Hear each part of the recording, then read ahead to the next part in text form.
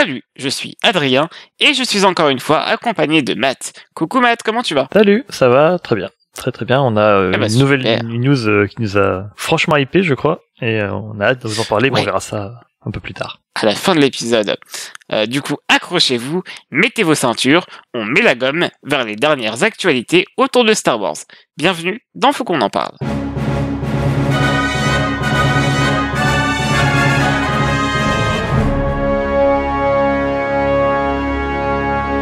Et on commence d'entrée de jeu avec la sortie Blu-ray de The Rise of Skywalker. Si, comme moi, vous collectionnez les films de Star Wars en version physique, TROS, donc The Rise of Skywalker, l'épisode ultime de la saga, vient tout juste de sortir. Alors, si le film n'est pas beau à voir, il aura au moins le mérite de faire joli sur votre étagère. Ouais. Et puis moi en plus j'ai un meuble à caler, donc ça sera nickel, c'est pile poil la bonne hauteur. Enfin ça après, c'est un certain point de vue. Matt, tu as une nouvelle très excitante, on t'écoute. Excitante, je sais pas, mais on verra, hein, ça peut être très sympa, mais effectivement, enfin c'est vendredi dernier. Vendredi 12. Vendredi Peut-être. 12 effectivement, et non on commence sur dimanche, 12 donc ça fera 2 jours.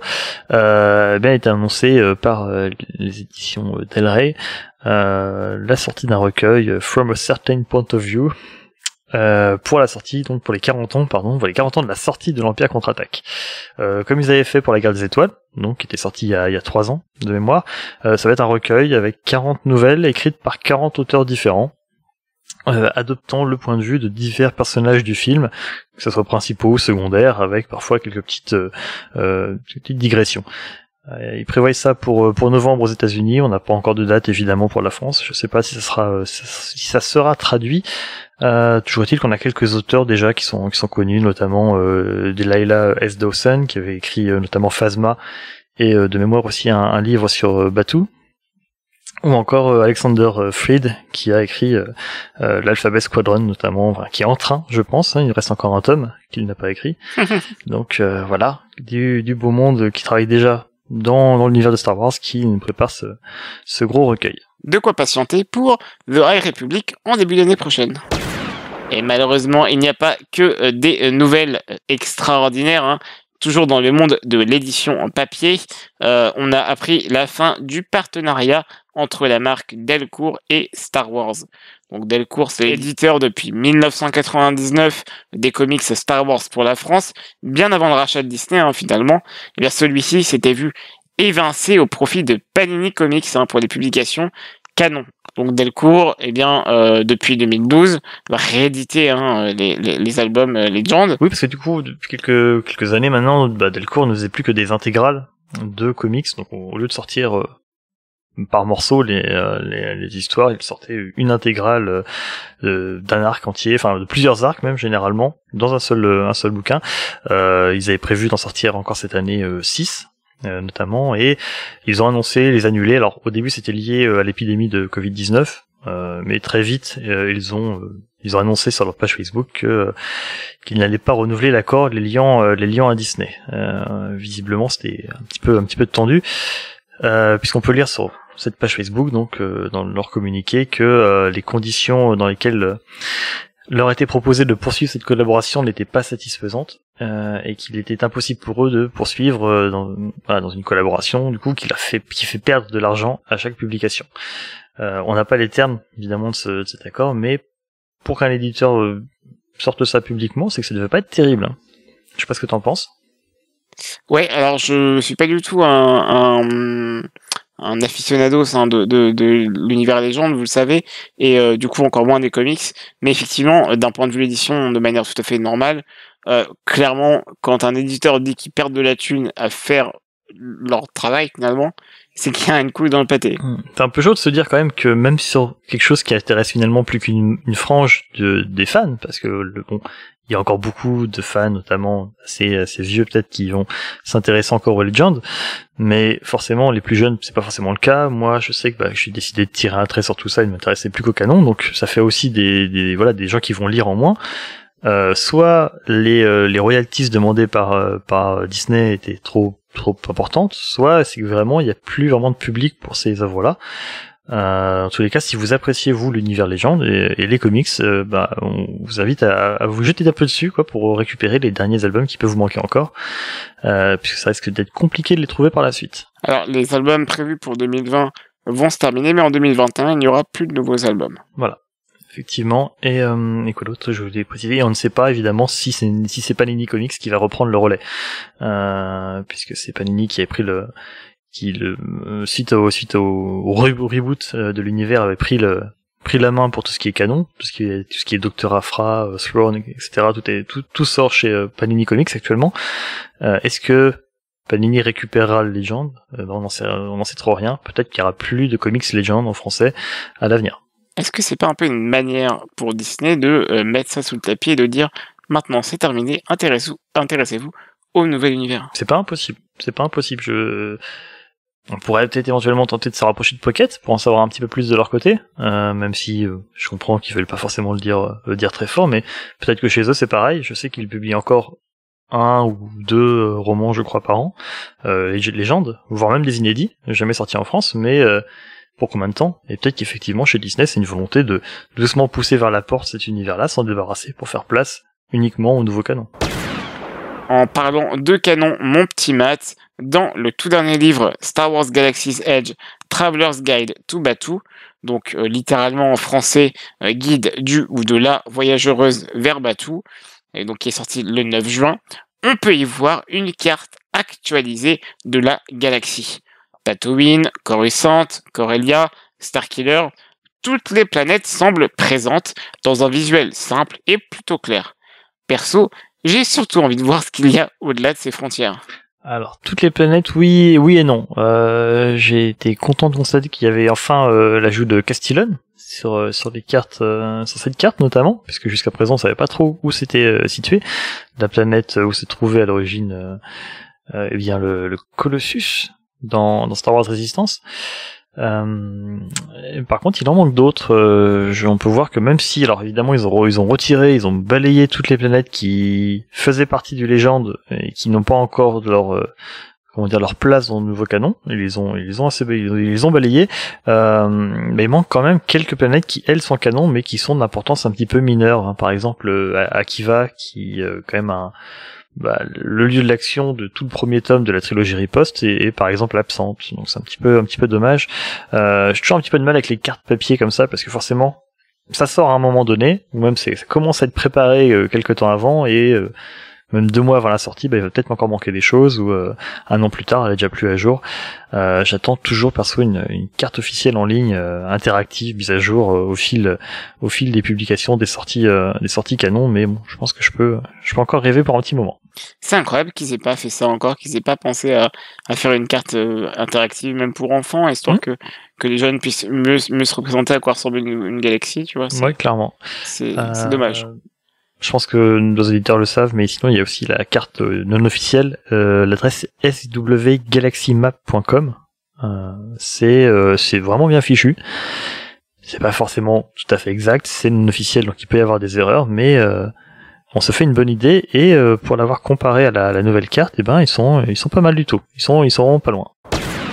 Lâchez tous vos sabres laser, vos blasters, puis vos holocrons, et prenez vos pincettes de l'espace, parce que ce qu'on vous dit là relève de la simple rumeur. On apprend sur le site The Dis Insider, qui est un site par rapport aux news de l'univers, enfin en tout cas des univers Disney, donc Marvel, Star Wars et les films Disney, donc de la part d'un certain Daniel Richman, un auteur un peu random qui écrit des scoops, j'ai pas trouvé beaucoup d'informations sur lui, que Lucasfilm envisage de caster des acteurs pour 2 personnages majeurs de Star Wars Rebels, à savoir Ezra Bridger et Admiral Thrawn. Vous en dites quoi, les copains? Matt, t'en penses quoi? Chaud, archi chaud, même si c'est dur à dire, archi chaud. J'aime beaucoup Sworn, c'est pas nouveau. Ezra, pareil, hein, j'aime énormément Rebels, donc si on peut les voir après, ça serait cool, même en live action pour le coup, y a pas de souci. Après voilà, pour l'instant c'est qu'une rumeur, donc j'évite de trop m'emballer, mais ça peut être très sympa, et voilà, faut voir ce que ça peut donner. Mais maintenant, Est-ce que ça sera dans une autre série à part? Est-ce que ça sera intégré dans Mandalorian? Ça reste à voir. Je sais pas où ils veulent. Pour l'instant, j'ai du mal à voir où ils veulent en venir avec ça, si c'est avéré. On n'a vraiment aucune idée de la série dans laquelle ça va être, mais en tout cas, n'hésitez pas dans les commentaires ou sur les réseaux sociaux à nous dire quels acteurs vous imaginerez bien en ces deux personnages de Ezra et de Thrawn. Quelques mots très rapides sur les petites briques en plastique aimées de nombreux fans de Star Wars, puisqu'une petite dizaine de sets Lego prévus pour l'été 2020 ont fuité sur internet. Forcément, dans le crouche, un petit peu le spécialiste, non, mais vraiment le fan hardcore. Si, le spécialiste quand même, tu peux le dire. Mais vraiment, moi j'aime bien les Lego. Voilà, j'aime bien les Lego, c'est chouette les Lego. Mais voilà, donc il y a une petite dizaine de sets qui ont fuité un petit peu, on a quelques photos. Mis à part, par contre, 2 gros vaisseaux tirés de l'épisode 9, notamment le vaisseau des chevaliers de Rennes, que j'ai décidé d'appeler le Schlagship à partir de maintenant. Je trouve que ça y va très bien, cette espèce de call roller de l'espace qui balance de la fumée partout. C'est une des super idées du film. Comme le reste, hein, toutes les super idées, ils en ont rien fait, mais au moins c'est là. Par ce vaisseau-là, un autre de la Résistance, qui sont des machins assez gros, qui vont sûrement coûter, je pense, dans les 70-80 faciles. On n'a rien de très nouveau à se mettre sous la dent, puisque les autres, ce sont des rééditions, des actualisations d'anciens sets. On a encore une nouvelle version du chasseur d'Anakin, une 3e version du chasseur de Grievous, on voit tous les deux dans l'épisode 3. Par contre, on a un petit set du tank de la Fédération du Commerce, le AAT en anglais, je crois que c'est le CAB en français, c'est le tank que l'on voit dans la menace fantôme par exemple et dans tout Clone Wars. Ici, on l'a aux couleurs de la Confédération de systèmes indépendants, donc avec la livrée bleue de la guerre des clones. Et surtout, on a 2 minifigs à ne pas rater qui sont celles d'Ahsoka de la saison 7 de Clone Wars, ainsi qu'un clone portant un casque à ses couleurs, donc avec ce motif orange qui est très très cool, qu'on voit dans Clone Wars. Donc clairement, ça va pas rater, je pense, que ça soit au détail ou en achetant le set en entier. J'ai vraiment hâte. N'hésitez pas, vous aussi, comme Matt, à hypothéquer vos maisons pour acheter des petites briques. On vous avait promis une news en fin d'épisode. La news, si j'ose dire, on l'a appris il y a seulement quelques heures. On vous en parlait également dans le précédent numéro, il faut qu'on en parle. Mais finalement, le projet Maverick a été dévoilé par inadvertance. Encore une fois, merci à Xbox d'avoir fait fuiter la chose. Big up les gars. Et visiblement, mon petit Matt, nos souhaits ont été entendus. Oui, ils ont fait vite d'ailleurs par rapport au dernier épisode, mais visiblement donc ce sera un jeu qui s'appellera Star Wars Squadrons et qui proposera des combats aériens, donc certainement atmosphériques au-dessus de différentes planètes et dans l'espace, avec une campagne solo, avec un accent par contre sur le multijoueur, bien évidemment. On est chez EA, c'est pas pour rien, et le jeu devrait sortir cet automne sur console et PC. Donc le jeu est développé par le studio EA Motive, qui sont déjà responsables du solo de Battlefront 2, mais ils ont également donné un peu d'aide sur le jeu Anthem, donc c'est peut-être le point d'ailleurs le plus inquiétant. Pour le solo de Battlefront 2, au moins, il était intéressant. On n'a pas, le gameplay c'était pas ça, c'est un peu chiant, mais on avait une histoire assez cool avec l'escadron Inferno, donc je pense que de ce côté-là c'est plutôt positif. J'espère quelque chose de bien ficelé, un petit peu à la Rogue Squadron toujours, mais ouais, je rêve peut-être. On espère cependant que l'expérience multijoueur sera drastiquement différente de l'expérience multijoueur de Battlefront 2. J'aimerais pas me retrouver avec un même jeu sans pouvoir sortir du vaisseau. Bon, on en saura dans tous les cas un petit peu plus très vite, puisque si vous écoutez cet épisode le jour de sa sortie, on sera dimanche, eh bien la conférence EA aura lieu le lendemain, donc le lundi 15 juin à 17h. Vous pourrez suivre ça sur internet, sur YouTube, partout où vous voulez, et voir un petit peu en même temps que nous de qu'est-ce que nous réserve ce jeu. Comme tu disais, t'espères que ce sera pas identique à Battlefront 2, alors ça forcément on l'espère tous un petit peu, mais t'as d'autres attentes? Pas vraiment, à vrai dire, ça m'a un peu refroidi cette annonce, parce que j'ai jamais été trop chaud de jeu de manière générale, où en fait on contrôle qu'un véhicule. Moi j'ai toujours préféré un petit peu le côté humain, tu vois, genre les jeux de voiture j'aime pas ça, les jeux de vaisseau je suis pas trop fan, ça dépend, mais après c'est Star Wars, donc de toute manière je suis un Yankee, je vais l'acheter. mais voilà, on verra bien. Mais j'espère vraiment, mon attente la plus importante, c'est vraiment que ce soit différent du multijoueur de Battlefront 2. Bah, c'est marrant que tu dis ça parce que dans Battlefront 2, tu passais du vaisseau à pied et inversement, non, justement. Alors en fait, non, t'avais des maps, si tu veux, dans Battlefront 2, qui n'étaient que aériennes. Ou des maps qui n'étaient que à pied. En fait, tu pouvais de temps en temps prendre un véhicule aérien, mais tu pouvais pas sortir de ce véhicule avant de mourir, en fait. D'accord. Moi, ce que j'espère, c'est que ça va être, enfin voilà, comme dit, une suite un peu de cœur des Rogue Squadron, des Rogue Leaders. Je t'avoue que le côté je descends de mon vaisseau ou pas, je suis pas chaud parce que le dernier qu'on a eu comme ça, c'était Rebel Strike et c'était pas forcément le meilleur souvenir qu'on a eu de la trilogie Rogue Squadron. Mais non, mais ce que j'aime bien, c'est l'accent qu'ils ont mis sur l'escadron. C'est Squadrons.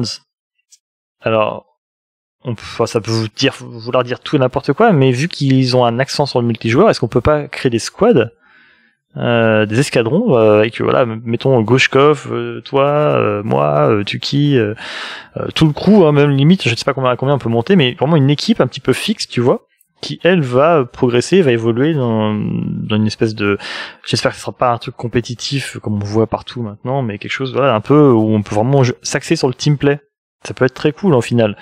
Je me base là uniquement sur la cover, la jaquette qu'on a du visuel qu'on a eu avec l'annonce, puisque suite au leak de Xbox, forcément Electronic Arts ça finit par tout dérouler et dire oui, vous en verrez plus lundi.